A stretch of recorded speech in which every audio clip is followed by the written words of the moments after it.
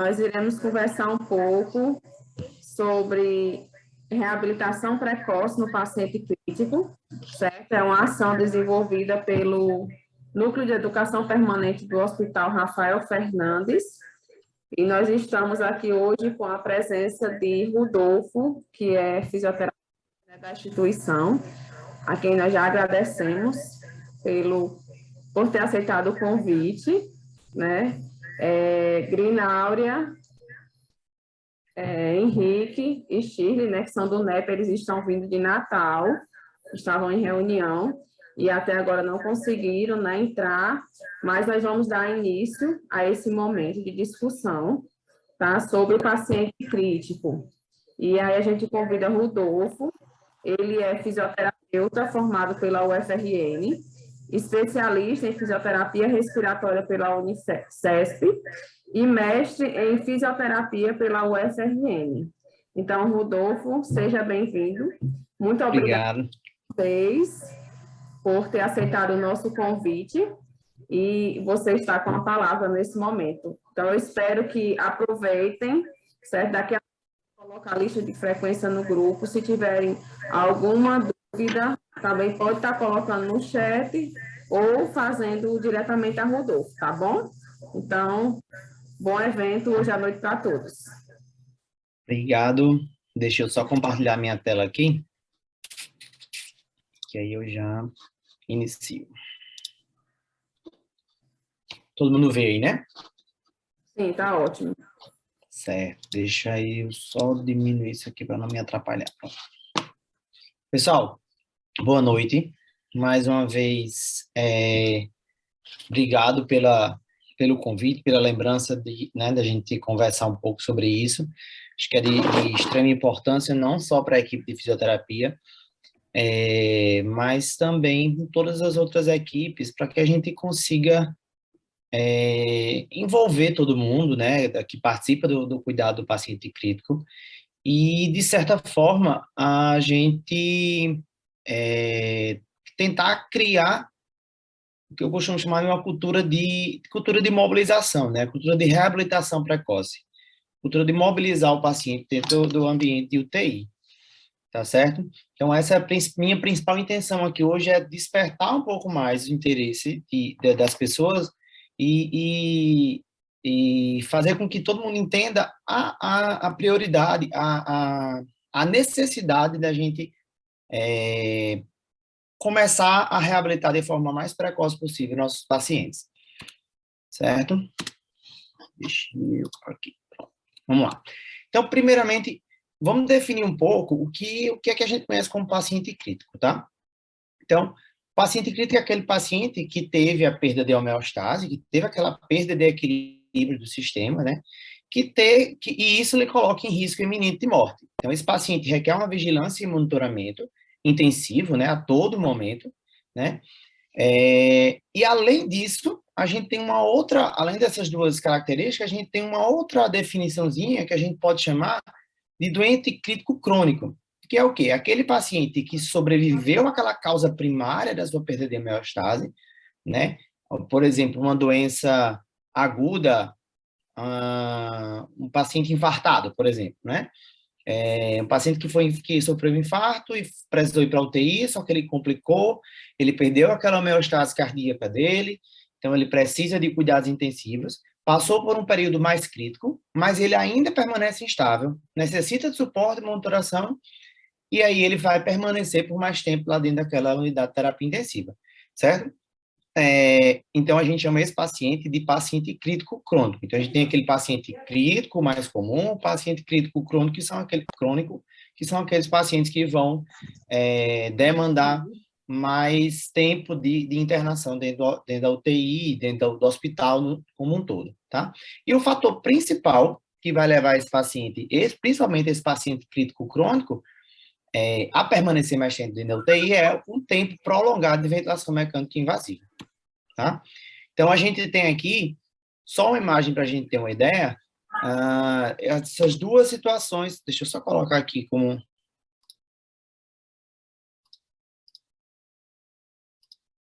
Então, a gente tem aqui essas duas situações, onde a gente tem um paciente Está consciente, orientado, consegue se comunicar tranquilamente com a equipe médica, com toda a equipe de cuidado, né, do paciente, mas ele está precisando, por algum motivo, de um cuidado mais intensivo, né? É um paciente que consegue se mobilizar só, consegue sentar, consegue levantar, e se ele puder e tiver condições sem risco de se levantar da cama, a gente vai apenas auxiliá-lo em certas atividades mais prioritárias dele, certo? E a gente tem aquele outro paciente que, dependendo da unidade, a gente vai ter esse paciente em maior quantidade, digamos assim, em maior frequência, que é um paciente que é totalmente dependente da gente, que é um paciente onde a gente vai ter várias coisas, vários equipamentos, várias monitorizações, vários tratamentos ao redor dele, que vai dificultar um pouco tanto a terapia, algumas terapias por outras equipes, como também da fisioterapia no que diz respeito à mobilização desse paciente. Então, é um paciente que ele pode estar em ventilação mecânica, né? Ele vai ter sempre pode ter alguma monitorização de eletroencefalograma, no caso de UTIs que tem um perfil mais de pacientes neurológicos com traumatismo, alguma coisa do tipo, traumatismo crânioencefálico. Esse paciente, do mesmo jeito do paciente neurológico, que ele pode estar em monitorização de pressão intracraniana, não é muito forte da UTI, não é muito forte, não é nenhum perfil da nossa UTI do Rafael Fernandes, mas em outra unidade, né, que eventualmente a gente possa estar trabalhando, a gente pode se deparar com um paciente desse. Tem sempre a monitorização de multiparamétrica, né, terapia endovenosa, né, as medicações, os antibióticos, a hidratação venosa desse paciente. A gente pode ter terapia nutricional, que ela pode ser por sonda nasentérica ou por nutrição parenteral. A capnografia, que é aquela monitorização do CO2 exalado. Enfim, muitas coisas que a gente pode ter em cima do paciente, né? Peneiras pneumáticas para evitar trombose venosa, enfim. Então, tudo isso dificulta a mobilização desse paciente. A gente tem que criar uma cultura e perceber que, na verdade, isso aqui pode ser um adjuvante, uma forma da gente se sentir mais seguro para que a gente consiga mobilizar esse paciente, na medida que for possível esse paciente ser mobilizado, certo? Muitas dessas coisas aqui, que estão aqui, diga-se de passagem, talvez só uma autorização de pressão intracraniana, talvez impeça, de fato, se esse paciente não tiver com pressão intracraniana alta, impeça, de fato, alguma mobilização, né? E, por outro lado, se a gente for olhar essa monitorização de pressão intracraniana, ele pode até nos ajudar, porque vai nos permitir ter nos colocar em um limite de mobilização, né? Se eu estou vendo a monitorização daquela pressão intracraniana desse paciente, eu vou ter como saber até que ponto eu posso mobilizá-lo, né? Até que ponto eu posso ir nos meus exercícios, de forma que eu não aumente a pressão intracraniana desse paciente, que possa, de alguma forma, que possa prejudicar, certo? Ai, eu tô levando negativa de preto. Morro de medo. Próximo aqui. Com relação ao imobilismo, a gente tem aqui uma pirâmide que a respeito uma pirâmide invertida, na verdade, né? Só para ilustrar um pouco a questão do que o imobilismo pode trazer para a gente, né? Aqui na base no pico, só que é uma pirâmide invertida, né? Aqui embaixo, a gente tem uma situação, por exemplo, onde a gente tem os membros em suspensão. Os estudos mostram que os membros em suspensão, aproximadamente em 14 dias, em suspensão que eu falo, onde ele está suspenso, sem efeito de contração muscular, apenas suspenso, apoiado, por exemplo, em cima de uma cama, tá? Só os membros, a gente, por volta de 14 dias, a gente já começa a ter perda de força muscular. Quando o paciente está deitado na cama, em repouso absoluto, restrito ao leito, um exemplo, um paciente pós-infarto, vou utilizar aquele mesmo exemplo do começo, é um paciente que tem lesão de tronco coronário, ele tem que ficar restrito ao leito, então, o fato de ele estar restrito ao leito por 10 dias a gente já consegue perceber perda de força muscular. E aqui em cima, o paciente em sedação, que é a maioria dos nossos pacientes mais graves que estão em ventilação mecânica, a partir do 7º dia, a gente já pode ter perda de força muscular, certo? Outras coisas que impedem bastante, que pioram bastante essa questão da perda de força muscular junto com o imobilismo, a gente tem 3 pontozinhos aqui que vai, digamos, agravar a situação de perda de força muscular, que é situações onde o paciente está hiperglicêmico, né? Tem alguns estudos, uma análise de 2 grandes estudos controlados, ou seja, estavam bem, o estudo foi bem controlado, bem definido por uma metodologia, né? E aí foi utilizado insulinoterapia nesses pacientes, controlando de forma muito eficaz a glicemia desses pacientes. E aí foi visto que, quando a gente compara os pacientes que tiveram controle glicêmico rigoroso e os pacientes que não tiveram esse controle glicêmico, esses pacientes com controle glicêmico teve uma redução na fraqueza muscular adquirida na UTI. Esse termozinho a gente vai utilizar, vai falar bastante dele hoje, eu vou definir ele bem direitinho, tá certo? Fraqueza muscular adquirida na UTI. O uso de corticosteroides, corticoides no geral, né? A gente tem, trago aqui o exemplo de 3 estudos observacionais, esses 2 autores aqui embaixo, né, nesse estudo de 2012, ele fez uma revisão sistemática, né, a respeito dessa questão da perda de força muscular. E eles citaram 3 estudos observacionais, né, que demonstraram aumento do risco de fraqueza com o uso de corticosteroides. E a gente sabe que a grande maioria dos pacientes que estão internados no UTI para tratamento de pneumonias, dos pacientes que a gente tinha agora de COVID, a grande maioria deles, se não todos, faziam muito uso de corticosteroides, né? Então, a gente sabe que esse tipo de medicação favorece muito a perda de força muscular. E os bloqueadores neuromusculares, eu acho que a gente nem precisa pensar tanto, raciocinar tanto, para entender o quanto ele é prejudicial na força muscular desses pacientes. Porque eles vão estar atuando exatamente na inibição da contração muscular, certo? Seja ela voluntária ou involuntária, né? E aí as evidências desses estudos sugerem que pode existir uma fraqueza persistente após infusão prolongada de vencurone, que é um tipo de bloqueador neuromuscular, certo? Deixa eu ver aqui. Pronto. E aí, um pouquinho só da história da fraqueza muscular, do termo fraqueza muscular adquirida na UTI, né? Quando é que você começou a ser usado isso? Como é que você começou a ser observado e estudado, a se ter interesse a respeito disso, né? Lá em 1892, esse autor Oslin começou a relatar em alguns estudos dele, né, perda de força muscular rápida perda de força muscular em pacientes com sepse prolongada. Aqueles pacientes infectados desenvolviam septicemia, passavam muito tempo em UTI, tratamento dessa sepse, eles desenvolviam uma perda de força muscular muito rapidamente.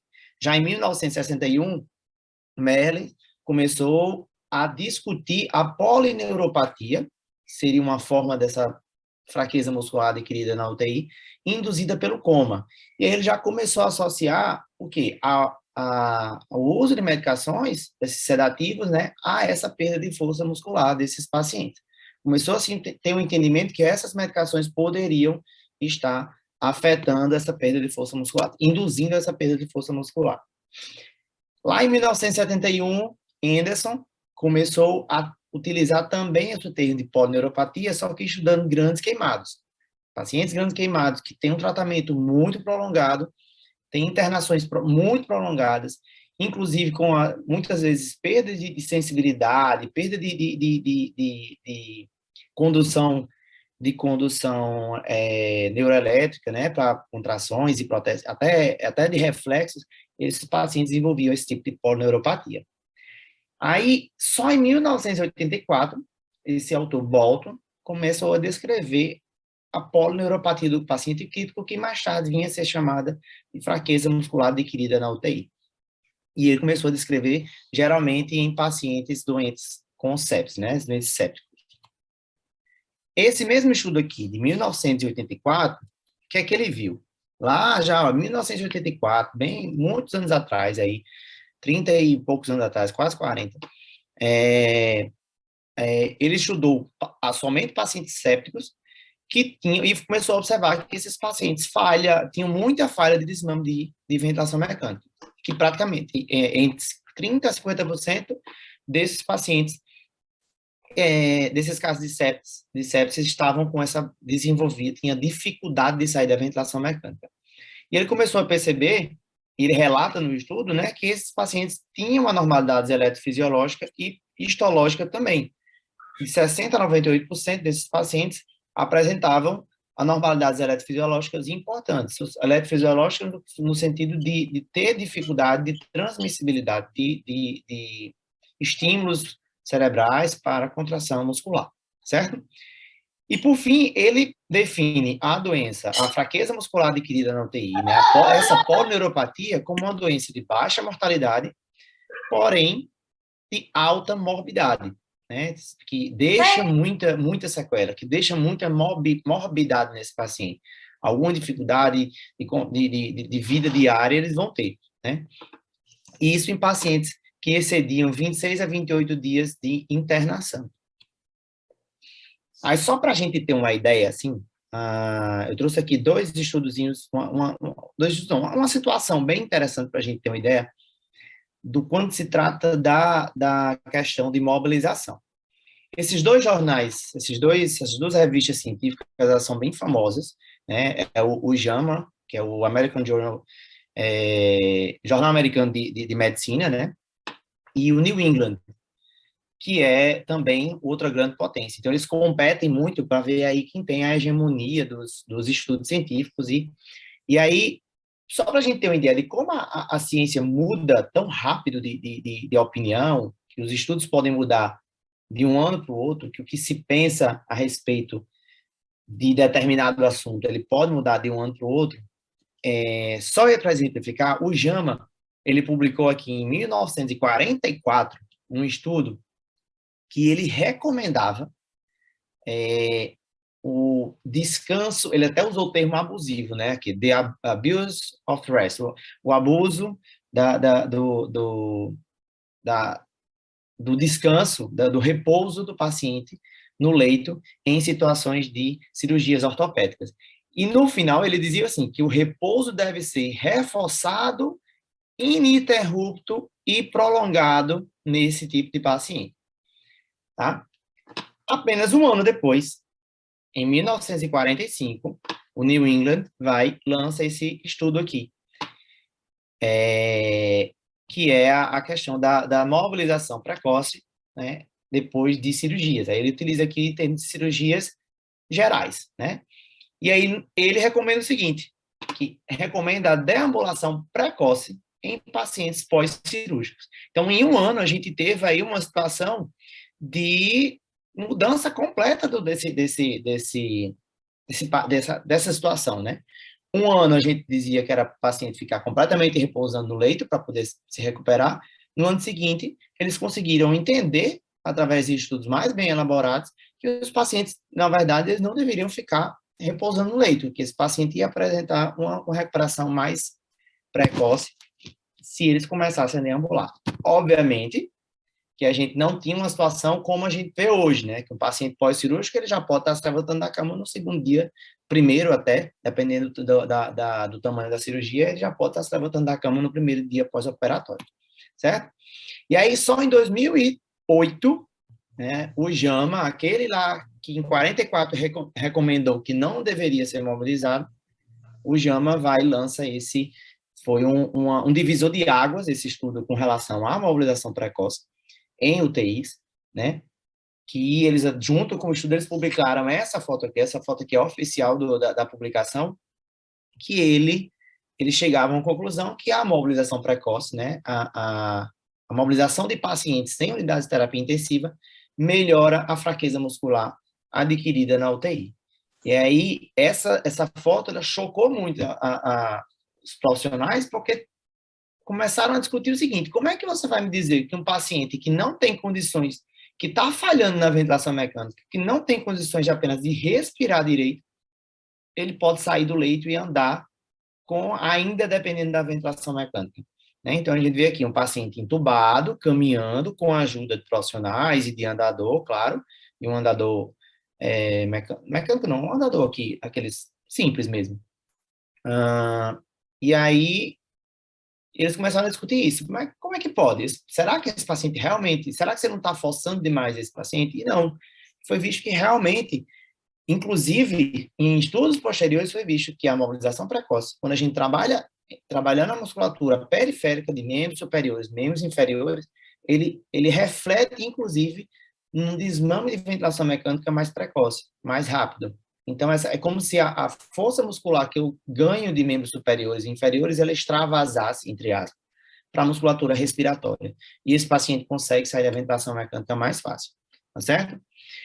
Só fazer um apanhadozinho epidemiológico aqui, só para a gente ter uma noção das nossas situações, da nossa situação. O dado mais recente que a gente tem de admissões de pacientes em UTI no Brasil oficial, né, oficialmente publicado, que eu falo, em estudo científico, que cerca de 180 mil pacientes são admitidos em UTIs, isso é de 2011, tá certo, gente?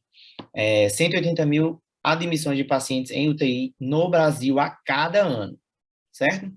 Mas aí vamos lembrar um pouquinho que a gente acabou não, a gente está em uma pandemia e que só agora, no ano de 2000 até 2021, a gente tinha mais de 666 mil óbitos por Covid-19, né? Então, se esses óbitos em UTI, né, passaram por UTI, não foram, infelizmente, não foram todos que passaram por UTI, alguns chegaram a falecer sem chegar na UTI, mas desses 676 mil, né, mais de 666 mil óbitos que passaram por UTI,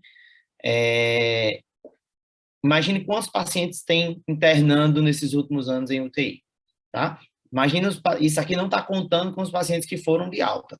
Então, a gente pode dizer aí que essa quantidade aqui de 180 mil quase que quadruplicou nos últimos 2 anos, né, de admissões em UTI, tá? E no contexto da pandemia, né, o que aconteceu com a mobilização precoce, com a mobilização desses pacientes no contexto da pandemia? Ela piorou muito. Piorou porque a gente tinha uma situação de doença desconhecida, a gente não sabia os efeitos dela e a gente também não sabia até que ponto a gente poderia mobilizar esses pacientes se eu não conheço muito bem a fisiologia, a fisiopatologia da doença, né? Então, a situação, no contexto que a gente vem vivendo, essa situação piorou muito. Mas a gente já tem dados de que a mobilização precoce desses pacientes, sim, podem melhorar. No entanto, a gente não pode nem julgar tanto assim, porque quem passou trabalhando dentro de uma UTI COVID, naquele pico que a gente teve lá, 2021, principalmente, que foi um dos piores momentos da gente em UTI, quase não sobrava tempo para a gente fazer mobilização, né? A gente estava tão preocupado com a situação dos pacientes graves em ventilação, e prona, e desprona, e gaso, e isso, e aquilo outro. Tem dias que a gente fazia 3, 4, 5 pronas no mesmo dia, né? Às vezes até no mesmo turno. Isso dificultava muito a mobilização dos pacientes. Até porque também os pacientes em prona têm, a gente vai ver lá na frente isso, que os pacientes em prona são contraindicados com a mobilização. Tá certo? Tá certo? E aí a maioria dos pacientes que passam por UTI, eles vão apresentar sequelas motoras, sequelas cognitivas, que exigem longos períodos de recuperação, tá? Que sequelas são essas? Quais são as alterações das funções que a gente vai ter? Quais são sequelas? São sequelas físicas, mentais e cognitivas. Quais as físicas? A mais óbvia, que a gente já conhece, que eu já falei bastante aqui, a fraqueza muscular. Mais de 90% dos pacientes, eles vão apresentar fraqueza muscular. Perda de funcionalidade, mais de 65% vão sair disfuncionais em alguma situação. E eles vão apresentar encurtamento musculares, limitações de amplitude de movimento e articulações. Então, que vai interferir diretamente esses encurtamentos vão interferir diretamente nessa perda de funcionalidade. Sequelas mentais, alterações mentais que a gente vai ter nas funções mentais. A maioria dos pacientes desenvolvem ansiedade, depressão, estresse pós-traumáticos. Tem pacientes que passam por UTI que não conseguem nunca mais na vida dele passar perto de um hospital, passar dentro de um hospital, né? Irritabilidade muito grande, insônia. Quem trabalha, quem está como a gente direto dentro de UTI, sabe o quão irritante e o quanto atrapalha aquele barulhozinho de monitor apitando, aqueles barulhos de ventilador alarmando, bomba alarmando. Então, isso se causa irritabilidade na gente, você imagina um paciente que está ali. A gente dá o nosso plantão e vai embora para casa, o paciente continua lá do mesmo jeito, né? Então, isso traz sequelas muito grandes para os pacientes. E sequelas cognitivas. Muitos desses pacientes vão ter déficit de atenção, diminuir a atenção, concentração, vão ter perda de memória e pensamentos lentos, muito também relacionado à questão dos sedativos, e dificuldade de tomar decisões, né, após essa alta da UTI, né? E aí, qual é a fisiopatologia da fraqueza muscular? Né? Os pacientes críticos, eles vão apresentar aumento do que a gente chama de ROS, a sigla em inglês, são espécimes reativas de oxigênio, né? Os pacientes que fazem uso de oxigênio, principalmente em grandes concentrações, eles vão começar a apresentar liberações de espécimes reativas de oxigênio, que muita gente pode conhecer também como os radicais livres, os famosos radicais livres, que acabam atrapalhando bastante o metabolismo desses pacientes, acabam causando, inclusive, diretamente anormalidades musculares, né?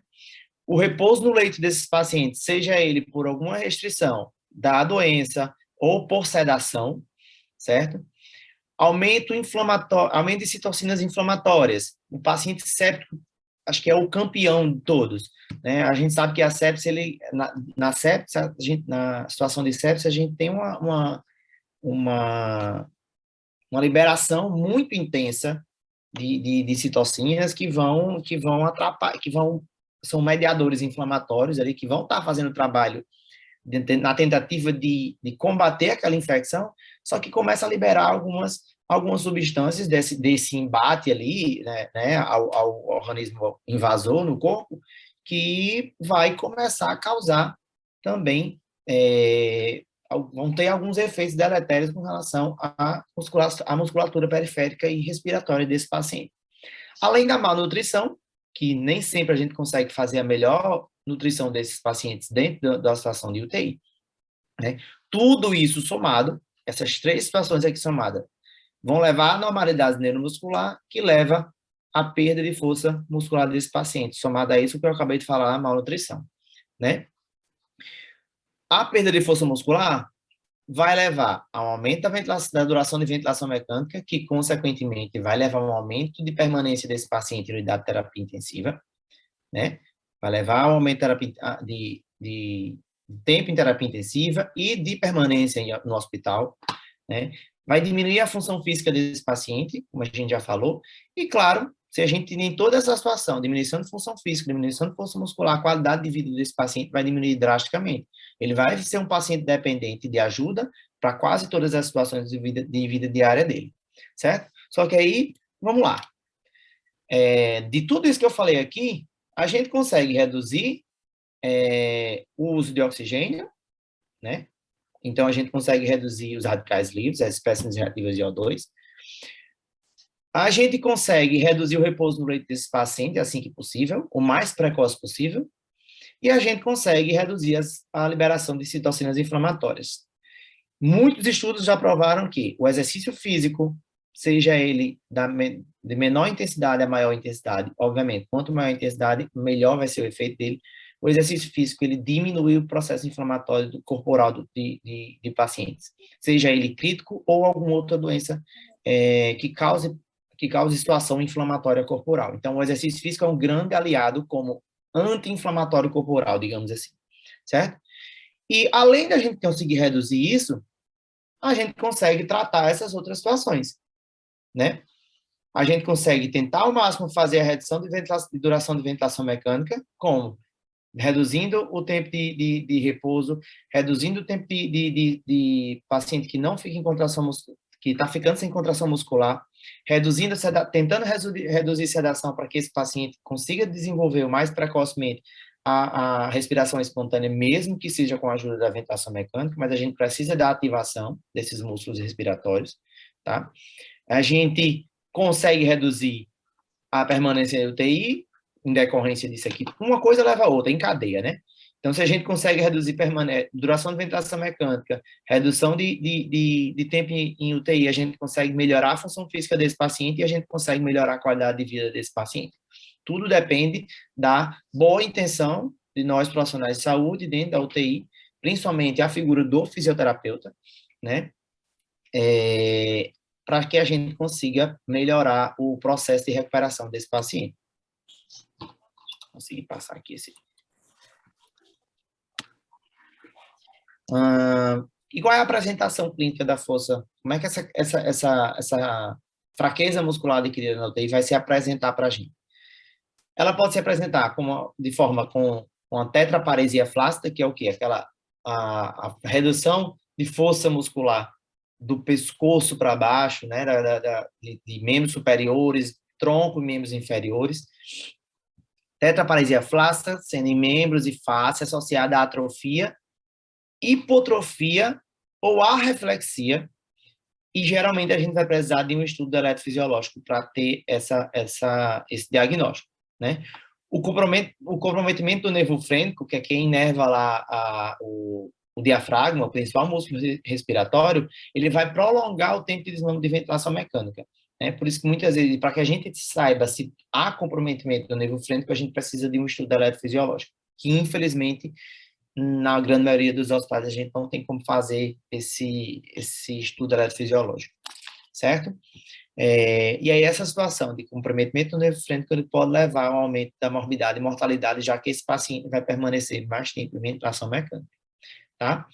E ela está fortemente, essa fraqueza muscular está fortemente associada a sepse, a distúrbio de microvasculatura. Agora, no COVID, a gente teve muito distúrbio de microvasculatura, né? O COVID, ele tem aquela questão da coagulação, da disfunção de coagulação. Então, teve muito desse tipo de distúrbio, né? Falência de múltiplos órgãos. E aí, a fraqueza muscular adquirida na UTI, ela pode ser apresentada de duas formas. A polineuropatia do paciente crítico ou a miopatia do paciente crítico. Pode ser uma bobagemzinha do nome, mas a gente tem uma diferençazinha aí, a questão diagnóstica é importante também. Na polineuropatia, a gente tem uma polineuropatia distal, né? A gente tem uma destruição de nervos, e até, inclusive, não só muscular, mas de nervos também, né? Um ataque, digamos assim, a essa questão de inervação também. Polineuropatia distal, mista e aguda. Mista no sentido de poder afetar qualquer musculatura do corpo, que gera tetraparesia ou até tetraplegia em alguns pacientes. Pode ser reversível? A grande maioria das vezes é. Com muito tempo, mas a gente consegue reverter isso. Em doentes criticamente enfermos, né, o diagnóstico, como eu tenho falado antes, ele é eletrofisiológico. Precisa de uma eletromiografia para tentar diagnosticar isso, tá? E a miopatia do doente crítico é a miopatia primária. Eu não tenho comprometimento neural, mas eu tenho comprometimento da musculatura, da fibra muscular, né?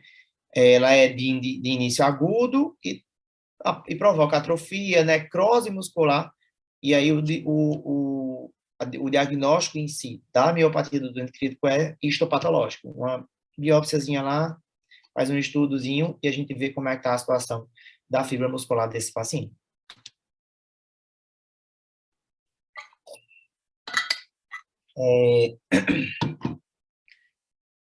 Os fatores limitantes da tolerância ao exercício físico no contexto hospitalar, né? Dentro da situação de internação hospitalar. Quais são os fatores? O que é a tolerância ao exercício, né? Como é que a tolerância desse paciente ao exercício físico vai limitar esse paciente, né? A gente vai ter limitações ventilatórias, principalmente se eu tiver comprometimento de musculatura respiratória. Vai ter um aumento dos sintomas induzidos pelo esforço, que é o quê? Aumento de frequência cardíaca, aumenta a frequência respiratória. Então, a gente vai ter, se uma pessoa saudável, ele tem um aumento X da frequência cardíaca, a depender como é que eu posso dizer, do condicionamento físico dessa pessoa, então um paciente crítico que está em situação de intolerância ao exercício, ele vai ter um aumento muito maior de frequência cardíaca, de frequência respiratória, né, de todas as outras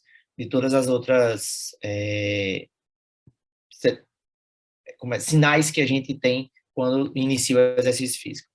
Anormalidades metabólicas e de troca gasosa, esse paciente vai conseguir vai ter um metabolismo mais lento, mais lentificado, ou até consumir mais energia do que um paciente que é treinado, do que uma pessoa que é treinada, ou nem não precisa nem ser treinada, mas que tem uma vida que não esteja em situação de doença, né?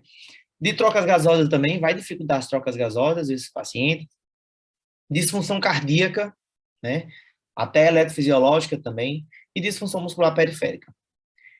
Associada a tudo isso, a gente vai ter bloqueio do neuromuscular, mais sedação excessiva, a gente vai aumentar tudo isso aqui, a restrição ao leito, o uso de corticosteroides e outras disfunções orgânicas, as disfunções multiorgânicas, se a gente partir não só da disfunção da musculatura em si, mas disfunção de uma insuficiência renal adquirida lá naquele contexto da UTI. Então, somado a tudo isso aqui, a gente vai ter uma piora dessa situação desse paciente, né? De fatores que limitam o exercício desse paciente. E aí, como é que a gente vai fazer esse diagnóstico da UTI? É um diagnóstico funcional. A gente vai avaliar esse paciente para ver se ele tem disfunção motora, alguma disfunção motora. Como? O que é que a gente vai se perguntar? O que é que a gente precisa avaliar? Esse paciente ele tem déficit de força ou de ADM, de amplitude de movimento, né? Sim ou não? Ele tem aumento ou redução do tônus muscular, né? É um paciente, às vezes, que pode ter algum comprometimento neurológico central e apresentar hipertonia, né? Durante a doença dele, ele apresentou alguma complicação como um AVE isquêmico, e aí começou a apresentar hipertonia, ou ele tem uma redução muito drástica de tônus pela fraqueza mesmo, pelo desuso da musculatura, né? Esse paciente, ele tem algum impacto na marcha, na deambulação dele, ele consegue andar bem ou não consegue, ele ficou com alguma sequela, algum tipo de marcha mais específica, né? Quais os impactos que essa disfunção motora dessa musculatura está causando nas atividades de vida diária desse paciente, né? Então, a maioria das vezes, se a gente tiver uma resposta positiva para isso aqui, a gente já pode ter um diagnóstico de disfunção, né, da fraqueza muscular adquirida na UTI. Obviamente que quanto mais respostas, sim, a gente vai ter um comprometimento muito maior desse paciente. E como é que a gente vai avaliar? Com o que a gente pode avaliar? Eu vou ser bem rápido aqui nessa questão, que é muito específico, então talvez não seja nem interessante para todo mundo, mas eu precisava trazer isso aqui. Das formas mais fáceis que a gente tem para diagnosticar uma fraqueza muscular, a gente usa uma escalazinha simples, faz parte do dia a dia de qualquer fisioterapeuta dentro de uma UTI, que dentro de uma UTI não, dentro de um contexto geral de avaliação de força muscular, tá certo? A gente tem a escala MCR, que é a Medical Research Council, que é específica, essa MRC, desculpa, é específica para avaliação de musculatura periférica, né? Musculatura de membros superiores e inferiores. Mas existem outras MRCs para avaliar dispneia, né? Para avaliar tolerância ao exercício, tudo isso. Então, a gente vai avaliar, basicamente, 6 movimentos simples, né, de articulações de maior porte, que é o do movimento de abdução de ombro, só abrir os ombros aqui já, de flexão de cotovelo, extensão de punho, flexão de quadril, extensão de joelho e dorsiflexão de tornozelo, trazer o pé para cima, levantar o pé, tá? E como é que a gente vai avaliar esse grau de força muscular? É uma escala que vai de 0 a 5, onde de 0 a gente tem nenhuma contração visível. Você pede para o paciente contrair, pede para o paciente fazer uma abdução de ombro, uma flexão de cotovelo, e ele não consegue nem dobrar aqui o cotovelo, fazer uma flexão do cotovelo. Então, eu não tenho nenhuma contração visível. Eu olho para a musculatura, lá o membro não se mexe, eu não tenho nenhum sinal de que esse músculo está contraindo. Se eu tenho um grau de força muscular 1, né? Eu vou ter contração visível, porém eu não tenho movimento do segmento, eu não tenho movimento do membro que eu pedi para ele movimentar. Pedi para ele flexionar o cotovelo, você olha para o bíceps desse paciente, você vê que tem uma contração visível, tem alguma fibrilação de musculatura, mas você não consegue ver nenhum movimento do braço levantando, né? 2, grau de força muscular 2, a gente tem um movimento ativo com a eliminação da gravidade. Como assim, Rodolfo? O paciente ele não consegue fazer a flexão do cotovelo nessa posição sentado. Mas se eu levantar o braço dele aqui para o lado e pedir para ele fazer esse movimento de flexão, vocês conseguem me ver aí na tela de vocês? Eu estou fazendo um movimento aqui, não sei nem se vocês estão me vendo. Então, se eu levantar, fazer uma abdução do braço e segurar o membro dele e pedir para ele fazer movimentação do cotovelo, fazendo flexão do cotovelo, eu estou eliminando a ação da gravidade desse paciente. Então, vai ficar mais fácil para ele contrair, certo? Se ele conseguir fazer esse movimento sem a ação da gravidade, eu tenho um grau de força muscular 2. Grau de força muscular 3, esse paciente tem movimento ativo e contra a gravidade. Ele pode nem conseguir vencer todo o movimento, toda a amplitude de movimento, pela falta de força muscular, mas ele conseguiu vencer pelo menos o início da ação da gravidade. Movimento 4, grau 4 de força. Eu tenho um movimento ativo contra a gravidade, e se eu colocar uma resistência e ele conseguir, eu vou ter grau 4 de força muscular. E o grau de força 5 é a força normal desse paciente, né? Ele consegue pegar um copo, beber água, ele consegue fazer toda a sua atividade de vida diária normal, tá? Essa escala ela vai variar de 0 a 60 pontos, né? Se eu tiver pontuação máxima em todos os movimentos de todas as musculaturas avaliadas, eu vou ter 60 pontos. Sendo que para um MRC com pontuação menor que 48, a gente já classifica esse paciente com fraqueza muscular. E o MRC menor que 36 pontos, a gente já pode classificar esse paciente com fraqueza muscular grave, certo? Outro diagnóstico, outra forma de avaliar a musculatura, porém bem menos acessível, e principalmente em situações de hospitais públicos, eu trouxe isso aqui só mais para ilustrar, é a dinamometria. Esse aparelhozinho aqui, onde eu vou pedir só para o paciente fazer uma prensa aí, fechar com a maior quantidade de força possível que ela conseguir, e aí esse manômetro, esse dinamômetrozinho aqui, ele vai fazer, esse reloginho, ele vai mostrar qual é a força que esse paciente tem. A gente vai considerar fraqueza em mulheres quando essa paciente for avaliada, ela conseguir atingir uma força menor que 7 kg forças, e no homem, menor que 11 kg força no homem. Quilograma força é a medida aí que o aparelho faz. Certo? Além da força muscular, que eu preciso avaliar a funcionalidade desse paciente. E aí eu não vou entrar em detalhes, só trouxe isso aqui para citar, são escalas que a gente avalia a funcionalidade desse paciente dentro da UTI. Algumas mais complexas, outras mais simples, mas a FSS UCI, ICU, quer dizer, ela é a mais utilizada porque é mais simples e mais fácil de aplicar dentro da situação de UTI, certo? E aí, a questão dos estudos com relação à mobilização precoce, né?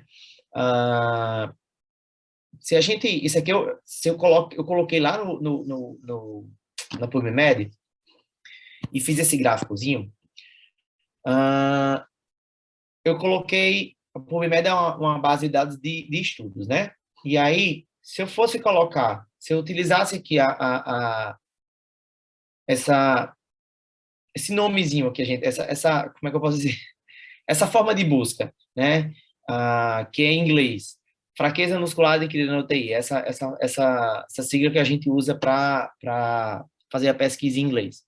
E essa outra, mobilização precoce, early mobilization, se eu colocar, fizer a pesquisa desses dois termos, a mobilização precoce ela começa a aparecer com estudos publicados ali pouquinho depois de 1970. Né? Pouquinho depois de 1970 já começa a aparecer esse termo com estudos sendo publicados, mas a gente não tem nenhuma citação de fraqueza muscular adquirida na UTI até mais ou menos 1900, um pouco depois de 1990. Né? Foi aí onde esse termo começou a ser utilizado, com mais frequência, de fraqueza muscular adquirida na UTI, e aí a gente começou a ver que começaram a caminhar junto aqui as publicações, né? E nos últimos anos, ali depois, quase 2010, a gente teve um boom de publicações nos dois, das duas situações, né? De mobilização precoce, quase sempre associada à fraqueza muscular na UTI, ou vice-versa, né? A fraqueza muscular adquirida na UTI e mobilização precoce estão caminhando ali sempre junto à quantidade de estudos publicados. Então, foi visto que, realmente, a mobilização precoce pode, sim, reduzir a fraqueza muscular adquirida na UTI. Então, a grande maioria desses trabalhos mostram que a mobilização precoce ela pode reduzir delírio, ela reduz delírio, ela reduz tempo de ventilação mecânica, ela melhora a função física do paciente, mesmo após a alta hospitalar, e ela acelera essa alta hospitalar desse paciente. Certo? Mas aí nem tudo são flores, né? Apesar de ser muito lindo, de os estudos dizer isso, aquilo, outro, a gente sabe que existem muitas barreiras para que a gente consiga fazer a mobilização precoce, implementar essa mobilização precoce nos pacientes, né? E o que a gente consegue enxergar é apenas ali a ponta do iceberg, que existem muito mais problemas que a gente precisa trabalhar para que a cultura de mobilização esteja presente dentro de uma instituição hospitalar, né? Então, a primeira coisa que a gente tem que lembrar é que deve existir protocolos institucionais, né? Cada instituição deve tentar elaborar protocolos institucionais para a mobilização precoce, para guiar aqueles profissionais para fazer da forma mais homogênea possível a mobilização precoce. E uma coisa importante a lembrar, que eu escutei essa frase uma vez de um professor, e eu acho muito importante, não só na questão da mobilização precoce, mas em qualquer situação onde a gente trabalha com protocolos. Eu já escutei profissionais dizendo que não gosta de trabalhar com protocolos, porque digamos que engessa muito a forma do profissional trabalhar e tal, mas é preciso lembrar que protocolos, eles não são trilhos, né? O meu professor dizia isso, protocolos não são trilhos, eles são trilhas. O trem só anda no trilho, se ele sair do trilho, ele não vai para canto nenhum. A trilha, não.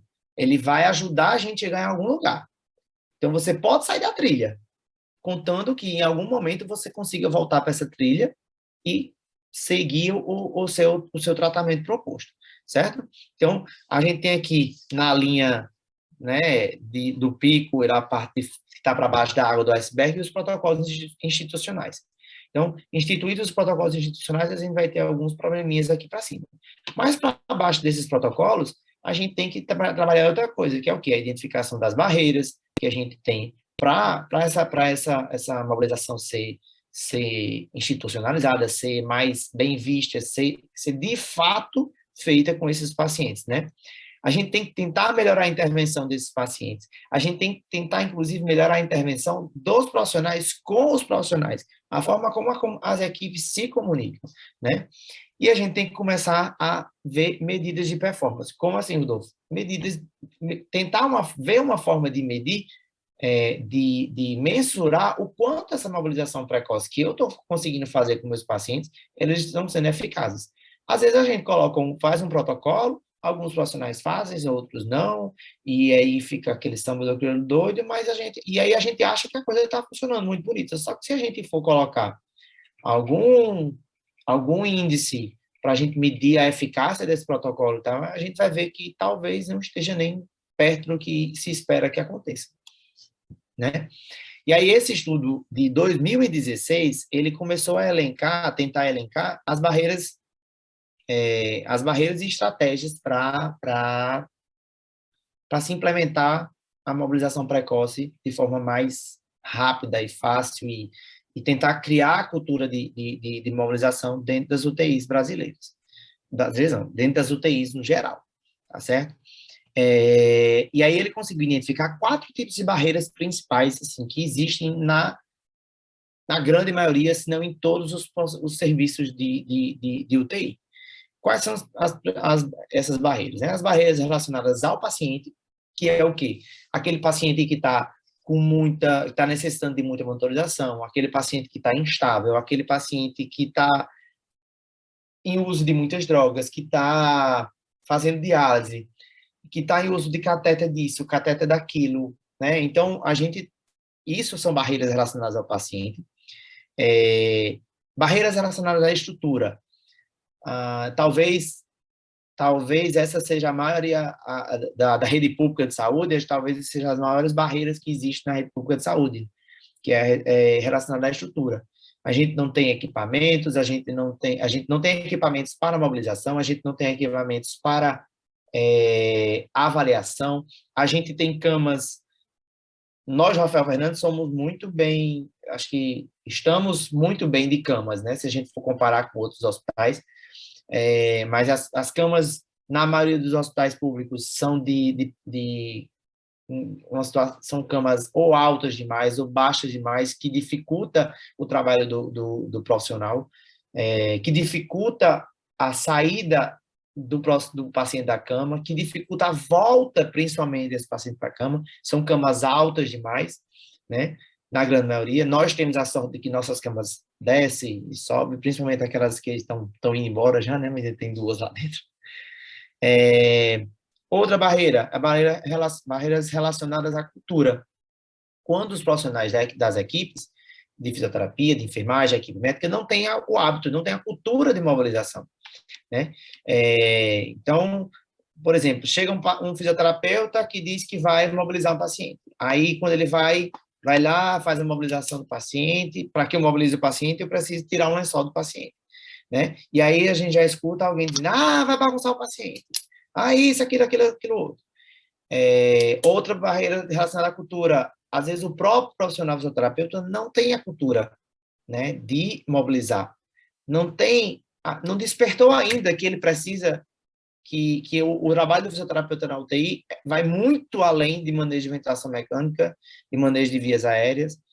Eu diria até que é até uma crítica, uma autocrítica a mim e aos fisioterapeutas no geral. Eu costumo dizer muito que, infelizmente, em todo canto, isso é em todo canto, em todos os hospitais, os fisioterapeutas estão esquecendo muito da essência do nome da nossa profissão. Né? Se a gente for pegar fisioterapeuta, terapia física, terapia por um belo movimento, se a gente for pegar ali o significado lá, na etimologia da palavra, está muito mais relacionado ao movimento, a mobilização, a tudo isso. E se criou um encantamento tão grande pela ventilação mecânica dentro de UTIs, que os fisioterapeutas estão esquecendo de fazer o que é a essência deles, que é a nossa essência, que é a mobilização, é o exercício físico como forma de reabilitar, né? E ventilação mecânica não é feita só pelo fisioterapeuta. O médico pode fazer ventilação mecânica, o enfermeiro pode fazer ventilação mecânica, né? Então, qualquer profissional nível superior dentro da UTI, se ele estudar direitinho e for bom naquilo, ele consegue fazer a ventilação mecânica. E o fisioterapeuta acaba esquecendo, né? E acaba virando aquele negócio lá, só mobiliza, gaso, corrige, aspira, mobiliza a secreção, aspira e vira esse ciclo eterno e esquece de que o paciente está lá, restrito ao leito, sem mobilização, né? Então, a gente tem que criar essa cultura a partir do fisioterapeuta para que se difunda a cultura para as outras equipes, né? Barreiras relacionadas ao processo. Aí está mais a questão de implementação de protocolos, aos processos em que momento fazer, o que é que está liberado, o que é que não está liberado. Então, talvez de tudo isso aqui o processo seja o mínimo, né, e a cultura seja o mais difícil. Porque eu julgo que a cultura seja o mais difícil. Porque quando você tem cultura, quando você quer fazer, quando tem cultura de mobilização, e quando você quer fazer a mobilização, você arranja meios para fazer. Só a sua mão e a sua resistência, se você quiser trabalhar a força com esse paciente, você consegue trabalhar a força com esse paciente só com sua mão, com exercícios ativos livres, né? E aí, conversando com as equipes também, que tem a questão da sedação, a gente tem que diminuir a sedação desse paciente para que a gente consiga fazer de forma mais precoce possível essa mobilização, certo? Falando mais da mobilização precoce, em 2017, foi publicado esse estudo, mas não é nem, uma revisão onde ele apresenta, na verdade, a criação de um bundle, que esse bundle ele foi crescendo gradativamente. Esse bundle ele começou com um bundle ABC, depois virou ABCD, depois virou ABCDE e agora ABCDF, né, que é o bundle de cuidados pacientes críticos. Até um tempo atrás eu andei conversando com o Mara e o Guimara, e o pessoal da segurança do paciente, para a gente tentar até falar um pouco disso aqui em alguma situação dessa depois, né? Esse bundle, ele traz essas seis letrinhas aí, que cada letrinha significa um nível de cuidado com esse paciente crítico. Onde o A é avaliação, prevenção e manejo da dor. O B é a respiração espontânea, o acordar, o despertar diário para que esse paciente acorde e tenha respiração espontânea, né? A desligar a sedação ou baixar a sedação e esse paciente comece a ter respiração espontânea, para que ele comece a ativar a sua musculatura respiratória. Letra C, que é a escolha da sedação e da analgesia adequada, né? Qual é a melhor forma de prevenir a dor desse paciente. E aí aqui, só voltando um pouquinho, manejo da dor médico, aqui fisioterapeuta e médico, né, na respiração espontânea, que eu preciso desligar a sedação para poder ter a respiração espontânea e colocar esse paciente em um modo ventilatório de respiração espontânea. Escolha de analgesia, o médico está mais incluso nisso. Manejo do delírio, né, que é avaliação, prevenção e manejo do delírio. E a letra E é nada mais nada menos do que mobilização precoce. O fisioterapeuta está aqui de corpo e alma dentro dessa letra E, né? E o F, que o Rafael Fernandes começou a trabalhar mais recentemente, né, é o engajamento da família, quando a gente começou a ter a visita,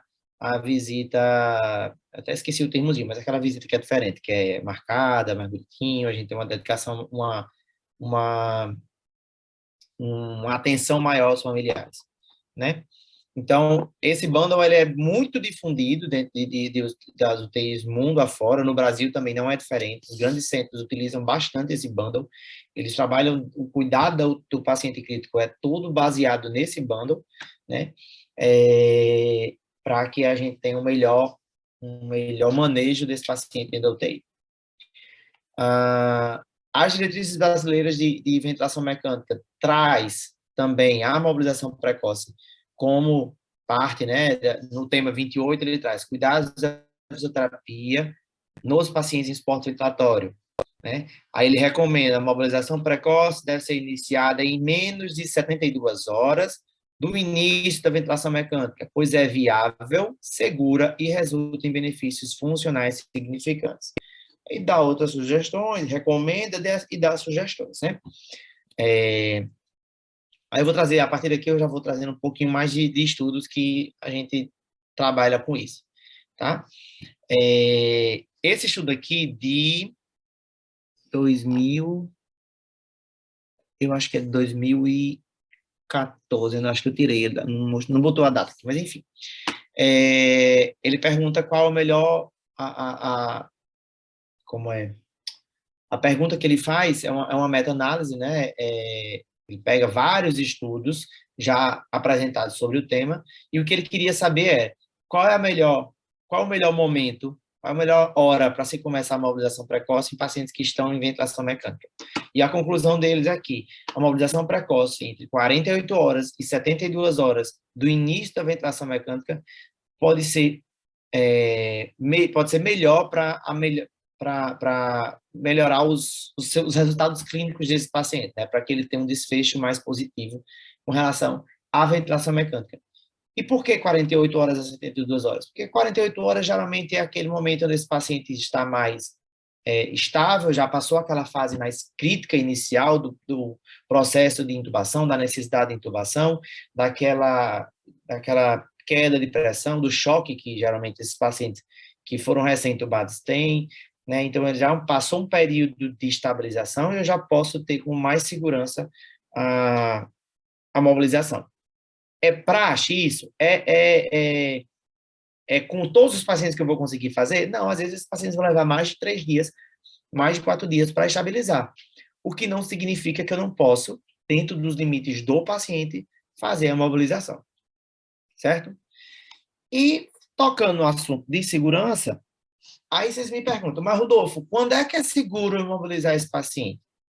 Como é que eu vou saber se eu estou fazendo uma mobilização precoce, fazendo uma mobilização ativa desse paciente, fazendo exercício ativo nesse paciente, de forma segura? O paciente entubado ou não entubado, em qualquer situação dessa, né? E aí, juntaram-se alguns especialistas, né, e montaram esse consenso e recomendações do que seria seguro para se fazer mobilização em pacientes, principalmente os pacientes que estão em ventilação mecânica, né? Ele foi publicado em 2014, certo? E aí ele traz várias situações que a gente pode ter com o paciente numa situação de internação em UTI. E aí ele coloca de forma visual bem fácil, onde o verdinho, a bolinha verde, é que está tudo ok, está liberado, está seguro para ser mobilizado esse paciente. Então, eu posso fazer a mobilização desse paciente. O amarelinho, o triângulozinho amarelo é cuidado, pode fazer com ressalvas, pode fazer com cuidados, né? E a bolinha vermelha significa que eu não posso fazer. Então, eu trouxe aqui algumas situações. Eu cortei aqui a parte de cima da tabela, mas aqui nessas duas colunas, a coluna mais à esquerda, onde a gente tem os desenhozinhos, a coluna mais à esquerda, as considerações, em que situações eu vou trazer. Essa coluna do meio, ela me diz aqui que é exercícios na cama, e a última coluna da direita, desculpa, são exercícios fora da cama, certo? Então, exercícios no leito, coluna do meio, e coluna da direita, exercícios fora da cama, tá? Então, eu vou só citar algumas situações. Por exemplo, um paciente que está em intubação ou traqueostomia. É seguro fazer exercício? Tanto no leito como fora do leito. Obviamente, tomando todos os devidos cuidados. Verificar se a fixação do tubo e da traqueostomia tá segura, não tem folga, né? Tomar cuidados para não ter tração muito forte na hora de mobilizar esse paciente. Se eu quiser tirar esse paciente do leito, é seguro, tranquilamente, tá? Com relação aos parâmetros respiratórios desse paciente, esse paciente tá fazendo o uso de oxigênio? Sim ou não? Se tá, essa FiO2 desse paciente está menor que 60%, ok. Exercício em cima da cama e fora da cama estão liberados. É maior que 60%? Está liberado na cama e fora da cama, porém, com cuidado. Vou observar se a saturação desse paciente está conseguindo se manter estável, dentro dos limites de normalidade, não está caindo demais, se esse paciente não está fazendo esforço além do normal, certo? A saturação de oxigênio, o que é que vai me dizer a respeito da saturação? Esse paciente está saturando acima de 90% com ou sem uso de oxigênio? Fora do leito e no leito está tudo liberado. Está saturando menor que 90%? Posso fazer exercício no leito. Ok, com ressalva. Fora do leito, proibido. Frequência respiratória. Esse paciente apresentando frequência respiratória menor que 30? Tá. Observar também a questão dos sinais de desconforto respiratório. Se não tem desconforto, porém, frequência menor que 30, fora do leito e no leito está tudo liberado. E se observar também se não tem aumento excessivo dessa frequência respiratória, certo? Pacientes apresentam frequência respiratória maior que 30, fazer fora do leito e no leito estão liberados com cuidado, com ressalvas, tá?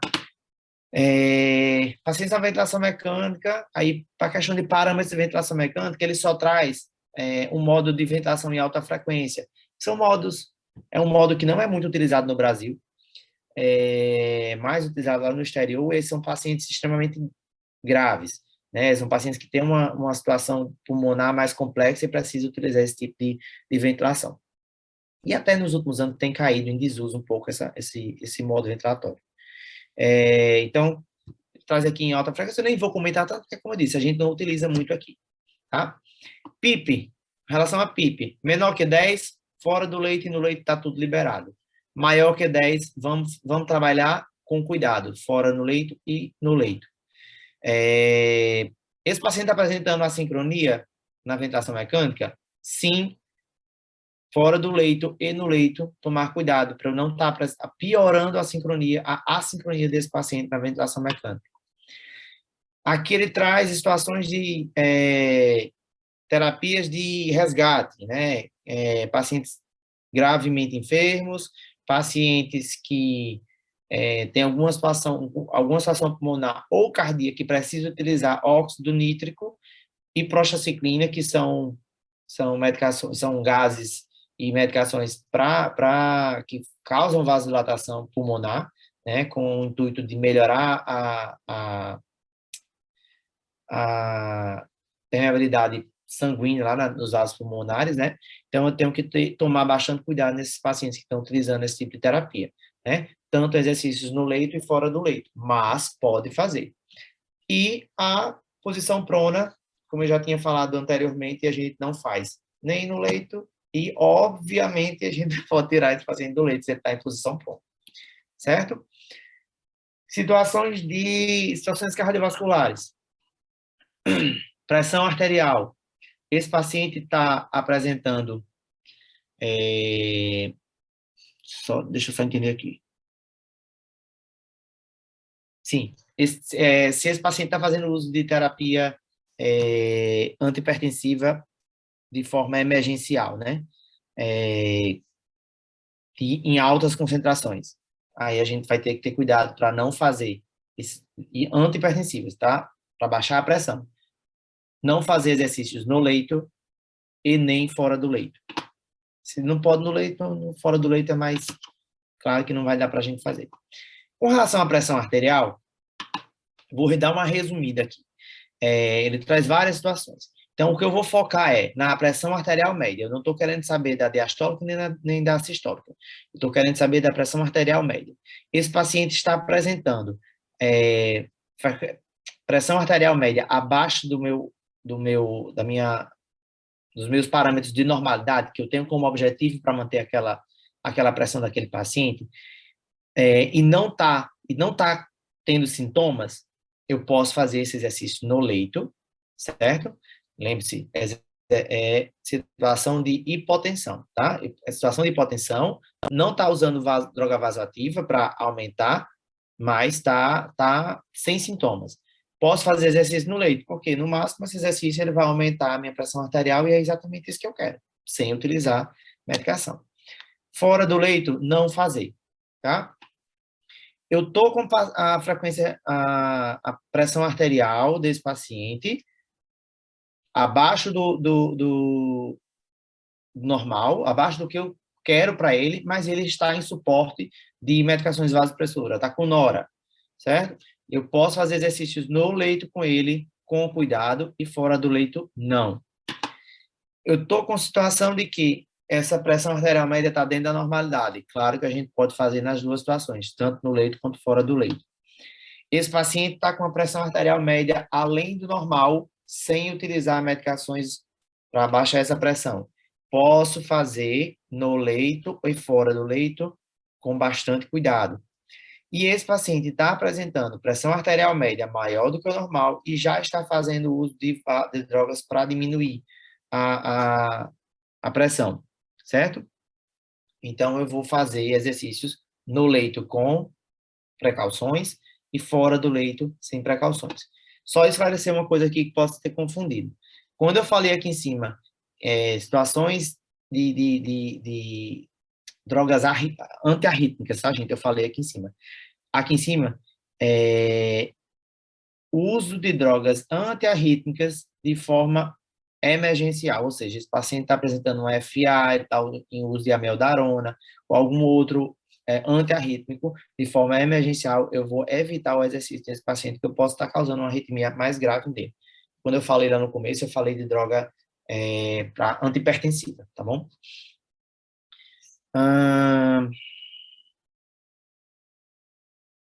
Sim, aqui embaixo ele fala de conhecida ou de situação conhecida ou suspeita de hipertensão pulmonar. A gente pode fazer exercício nesses dois tipos de situações, ou suspeita, ou já tem a hipertensão pulmonar conhecida, mas tomando bastante cuidado com isso, tá certo? Em situações de estabilidade de taquiarritmias, né? Alguma situação de esse paciente está apresentando taquicardia, frequência respiratória, frequência cardíaca, acima de 150, posso fazer exercícios leves no leito, fora do leito, jamais. Frequência cardíaca entre 120 e 150, posso fazer no leito e fora do leito com bastante cuidado. E esse paciente pode estar apresentando alguma taquicardia, que pode ser uma arritmia crônica, uma fibrilação atrial crônica, né?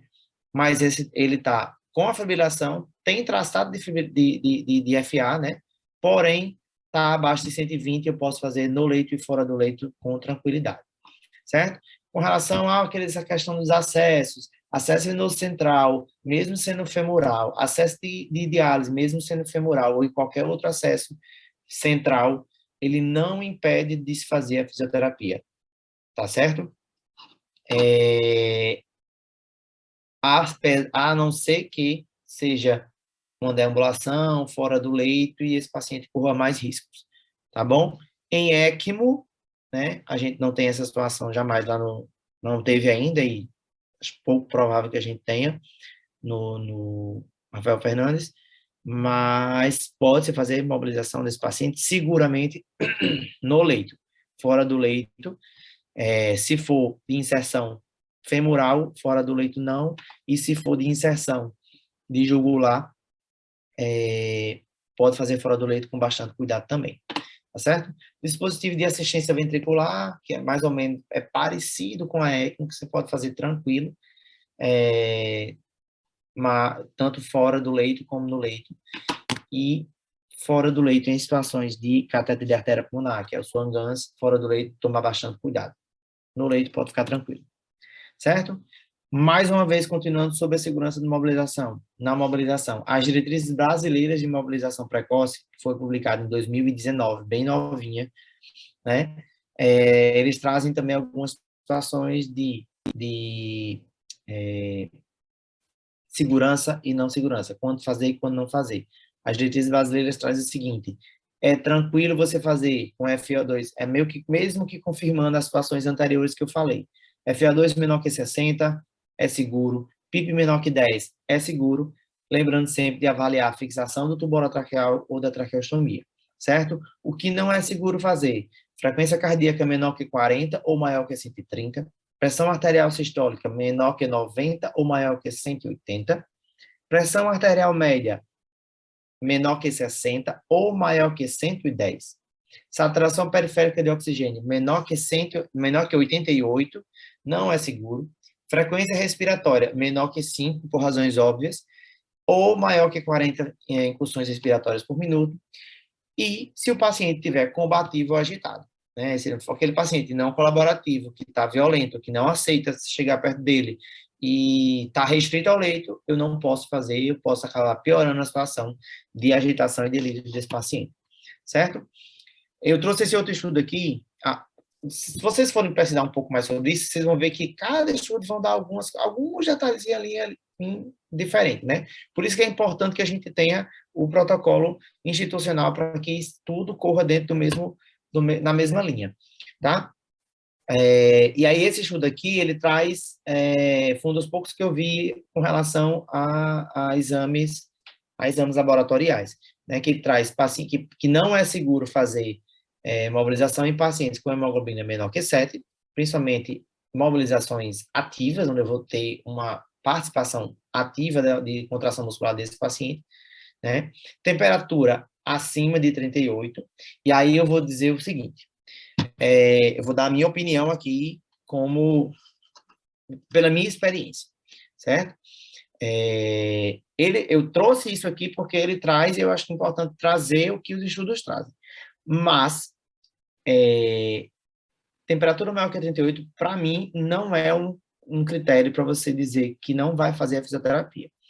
Nenhum exercício que eu fizer no leito com o paciente, ele vai ter a capacidade de aumentar o metabolismo desse paciente a ponto de gerar aumento da temperatura corporal desse paciente, mais do que esses 38 graus que ele já está.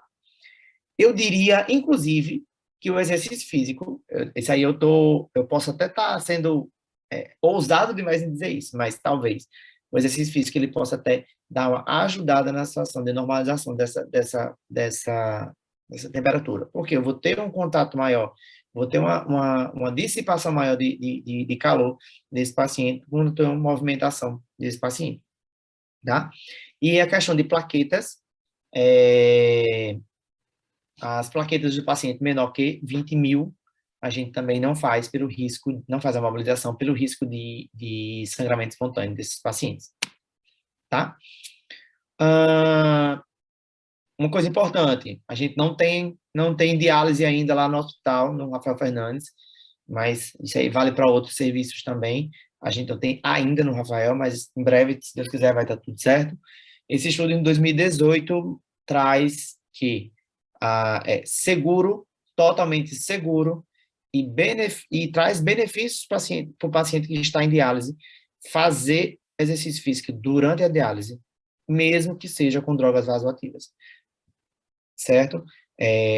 Não trouxe aqui, mas a gente tem vários estudos, de velho, novo, mais ou menos, que traz os benefícios do exercício intradialítico, inclusive melhorando na criança, na retirada mais eficaz da ureia desses pacientes, tá certo? Falando um pouco mais especificamente do que fazer, como fazer, quando fazer, esse estudo de 2004 foi o primeiro estudo que trouxe assim uma proposta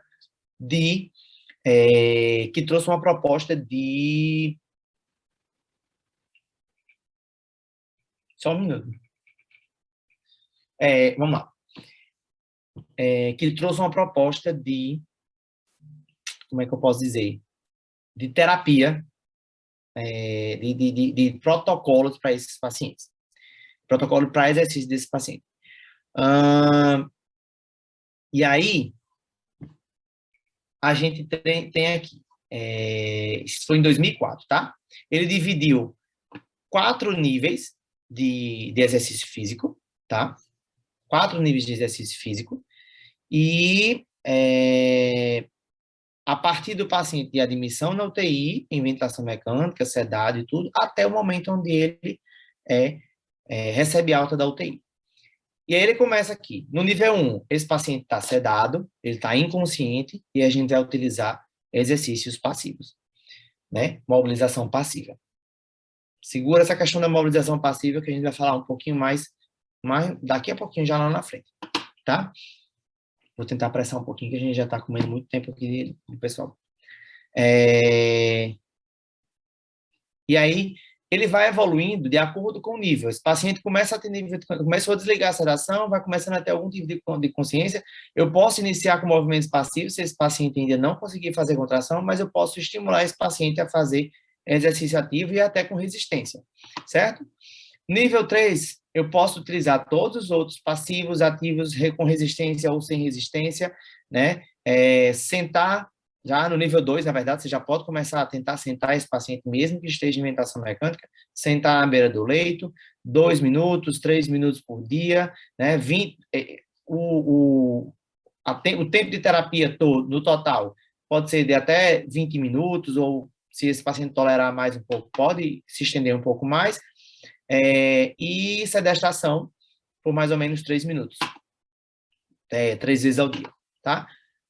O nível 3, mesma coisa, né? Só que a gente vai aumentando a resistência, a gente vai aumentando as dificuldades desse paciente durante o exercício e pode já iniciar no nível 3, ficar em bipedastração.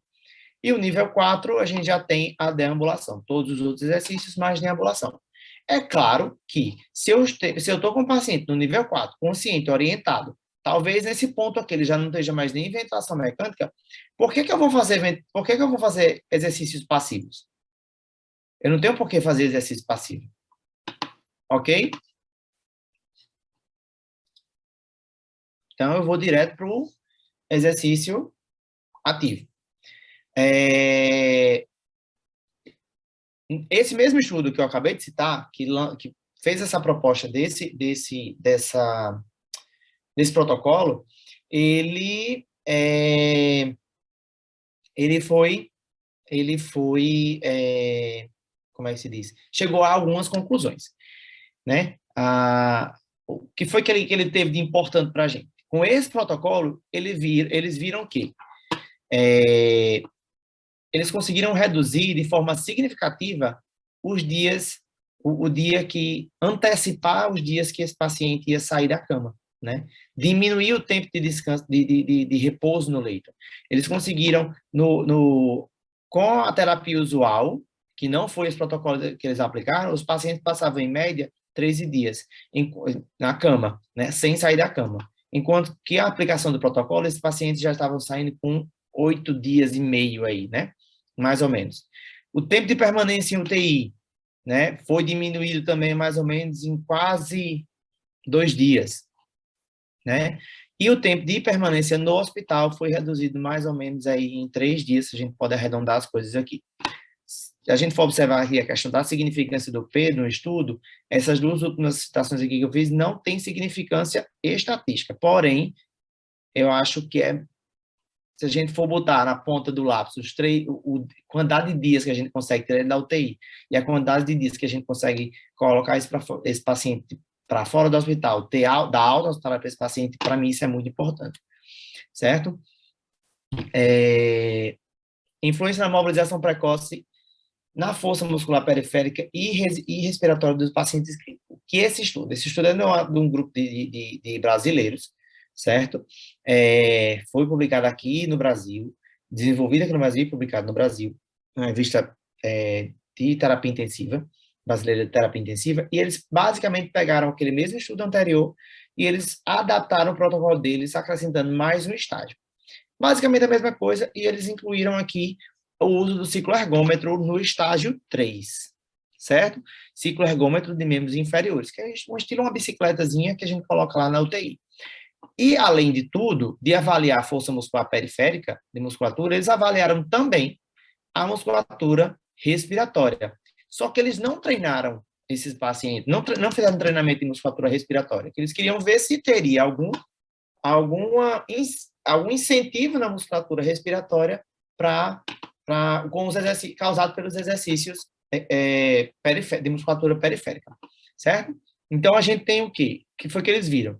Que a gente teve, sim, melhora de força muscular inspiratória, né? PI máxima e PE máxima teve melhora no grupo de fisioterapia convencional e naquele grupo onde foi aplicado o protocolo, teve redução, então, teve melhora da força muscular, né? Teve menor perda de força muscular, tá? E foi significativo, P menor que 0,2.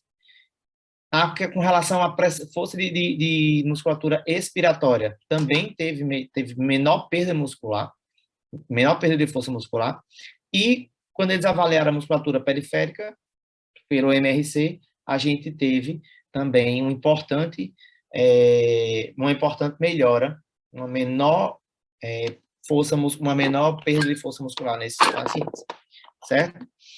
Aí, só ilustrando aqui o que, é que se pode ser feito, como é que a gente pode ter. Então, a gente tem aqui mobilização passiva, geralmente os pacientes que estão sedados, sem condições de fazer exercício. A gente já pode evoluir aqui para uma sedestação no leito, com exercícios mais lúdicos, com bola, com alguma outra coisa, certo? Pode ser feita até uma bolazinha ali com a luva, uma bola de encher, tentar trabalhar a musculatura de membros superiores, membros inferiores, com exercícios ativos livres mesmo, sem resistência. Dependendo do paciente, já é uma grande resistência só o peso do membro, tá?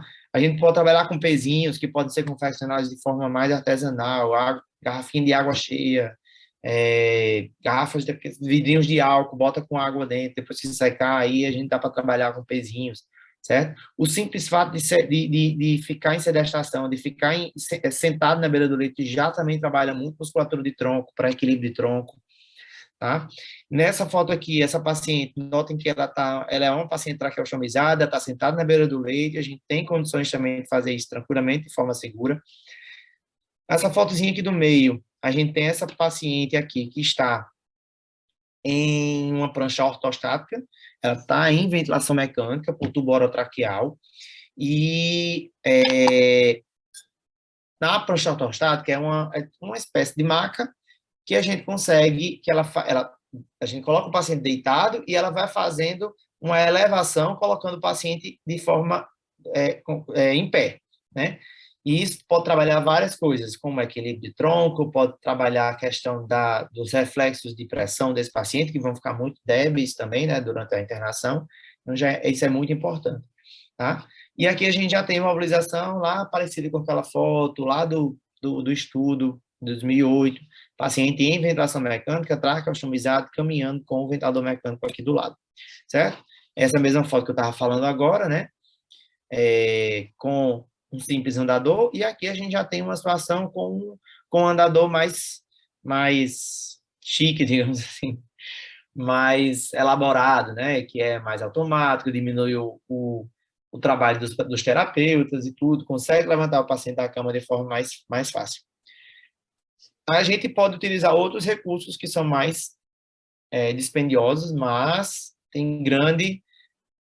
nem são tanto dispendiosos assim, né? Por exemplo, cicloergômetro e eletroestimulação. O cicloergômetro ele pode ser passivo, que é esse aqui, onde o paciente está sedado, e eu coloco o paciente os membros inferiores, e essa máquina vai ficar fazendo a mobilização passiva desse paciente por um tempo X, uma frequência de ciclos de movimento X que eu determinar, certo? Outra forma de cicloergômetro é o cicloergômetro ativo, onde eu coloco assim, o paciente sentado, eu posso colocar o paciente na cama também, ele pode fazer deitado, fazer o exercício no cicloergômetro, tá, gente? Mas aqui estou exemplificando com o paciente sentado. Então, esse paciente vai fazer de forma ativa, pedalar aí no cicloergômetro, né? Então, vai ter uma intensidade maior.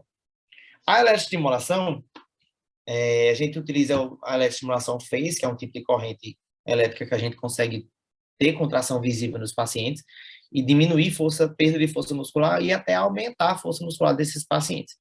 Durante muitos anos, a eletroestimulação foi utilizada mais na área de ortopedia, na área de estética e tudo, e na área de neuro, né? Mas, ultimamente, tem crescido muito o uso dentro da UTI com os pacientes sedados. Porque se eu não consigo trabalhar a musculatura desse paciente que está sedado, eu vou colocar essa musculatura para contrair de forma com eletroestimulação. E aí eu consigo reduzir de forma significativa a perda de força muscular desses pacientes. Há alguns dispositivos auxiliares, né, que a gente tem aqui, esses essas cintas que a gente coloca no paciente para a questão de aumentar a segurança do paciente, melhorar o apoio para levantar esse paciente da cama ou da poltrona, tá?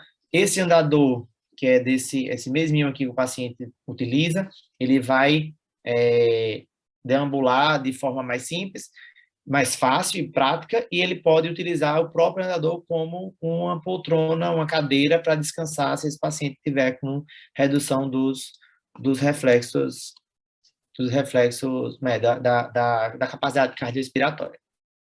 Alguns outros dispositivos auxiliares que podem ajudar a gente na mobilização são esses guinchos que podem facilitar, por exemplo, um paciente obeso sair da cama para a poltrona, né, para fazer exercício na poltrona, a gente não consegue levar esse paciente, ele não consegue sentar ainda, ele não consegue ficar muito menos de pé, então a única forma que eu tenho é com guincho, colocando ele lá.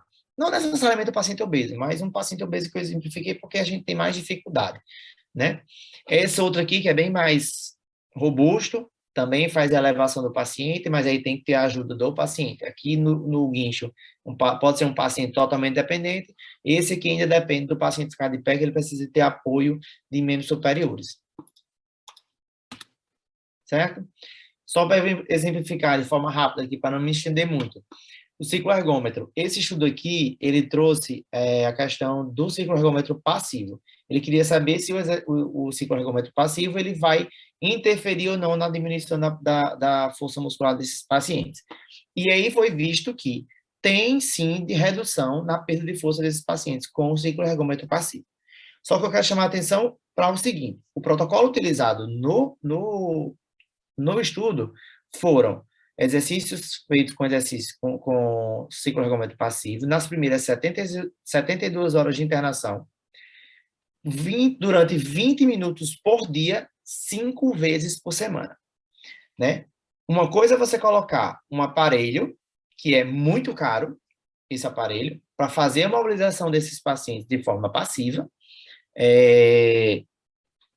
durante 5 vezes por semana, 20 minutos por dia. 20 minutos disso em cada membro. Agora você imagina eu, fisioterapeuta, o ser humano, passar 20 minutos mobilizando uma perna, né, numa frequência de mobilização mais rápida, 20 minutos mobilizando outra perna durante 5 vezes por semana. É humanamente impossível, né? Quando a gente parte para estudos que utilizam mobilização precoce ou mobilização passiva manual, o resultado já é outro, certo? Aqui, esse estudo, a gente tem de eletroestimulação nos pacientes críticos, né? E aí, aqui, nesses dois gráficos, com relação à permanência de UTI, os pacientes que utilizaram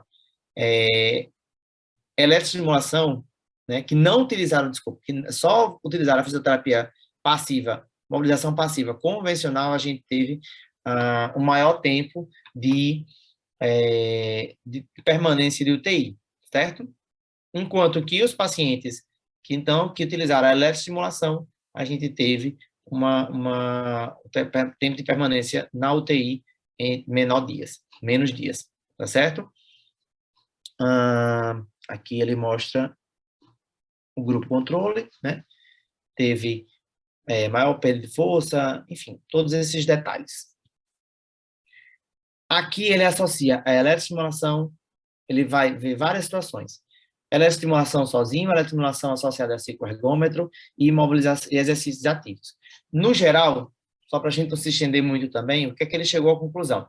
Quando eu associo a eletroestimulação com o cicloergômetro, juntar exercícios de cicloergômetro e eletroestimulação ao mesmo tempo, eu tenho um resultado muito melhor na diminuição da perda de força muscular, tá?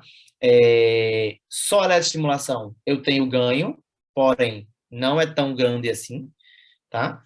E quando eu associo a eletroestimulação a outro tipo de terapia, eu tenho um efeito maior. Quando a gente fala de exercícios passivos, a gente quase não tem resultados. Exercícios passivos manuais, tá?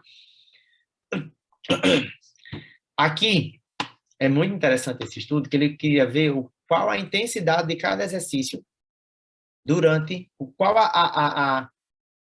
que é que impacto ia trazer da parte de cardiovascular, de condicionamento desses pacientes na reabilitação. Então, eles avaliaram a fração da ejeção do ventrículo esquerdo durante o exercício em situações de alguns exercícios. Por exemplo, eles utilizaram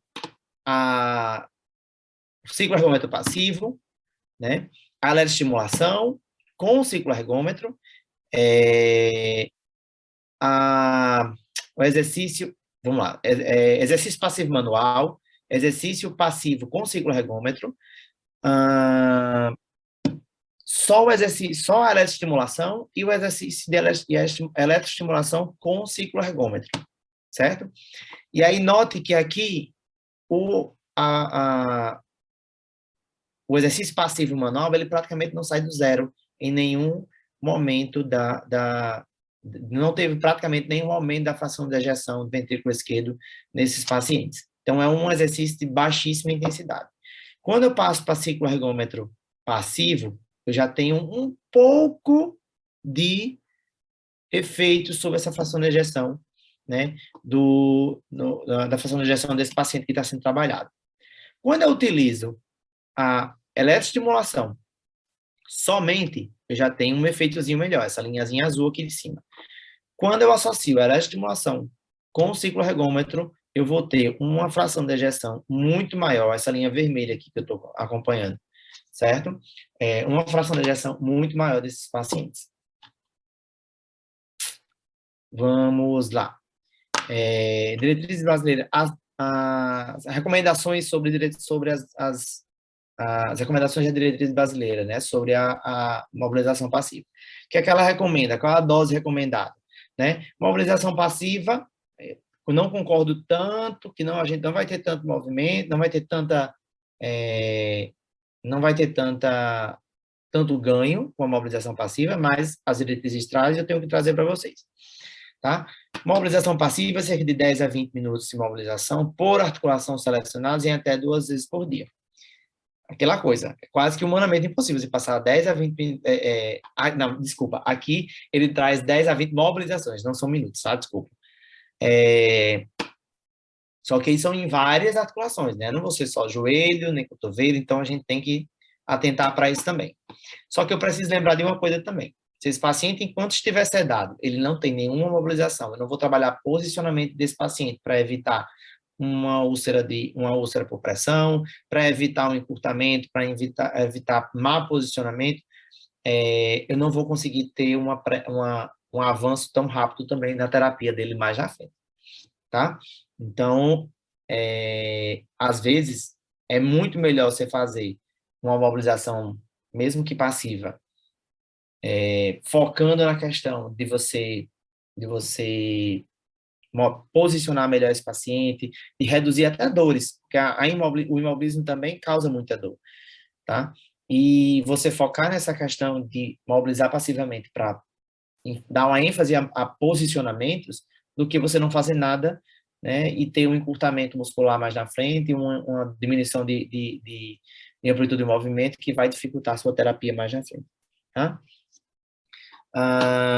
E aí a gente pode ir progredindo, né? Ir para cicloergômetro de movimentação passiva, para cicloergômetro ativo, sedestação, tudo isso.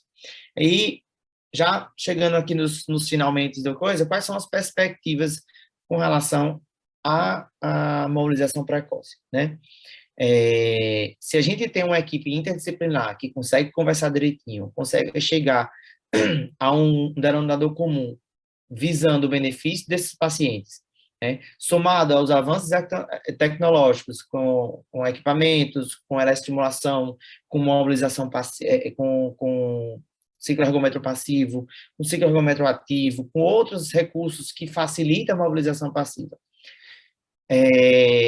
Somado também a conscientização da questão da cultura de reabilitação, cultura de mobilização precoce desses pacientes, a gente vai ter melhoras de curto e a longo prazo para os pacientes, né? Esses pacientes vão conseguir sair mais fácil da UTI e sair mais fácil do hospital, com menos sequelas, e a sua reabilitação pós-hospitalar vai ser também beneficiada, né, nesse contexto todo.